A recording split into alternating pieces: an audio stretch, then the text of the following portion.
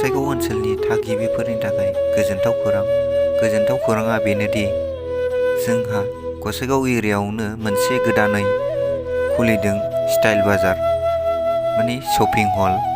जेरखम जोङो सिगां समाव क'क्राझार बायदियाव थाङोमोन बिशाल मार्केटफोराव, थिग बेबायदिनो जोंहाबो गसाइगाव सहरनि साखाथियावनो थानाय कालि मन्दिरजों नांजाबनाय बेयावनो गोदानै खुलिदों शपिं हल स्टाइल बाजार। दा बे स्टाइल बाजाराव जों जेखिनि मुवा बेसादफोर नांगौ जायो बेयाव फैनानै लांफैनो हागोन। आं जेखिनि फुटेज देखायनो हायो बेखिनियानो, आरो नोंथांमोनहाबो फैनानै नायफैनो हागोन। आंनि बे भिडिअनि गेजेरजों नुजोबाब्लाबो नोंथांमोनहा गावनो खुद फैनानै नायफैनो हागोन।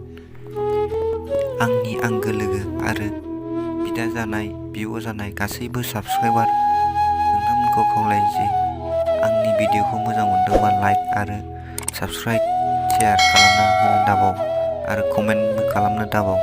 अननानै नोंसिनि अननायजोंनो आङो थुलुंगाखांनानै बेफोरबायदिनो गोदान भिडिअखौ आङो जाहाथे लाबोबाय थानो हायो।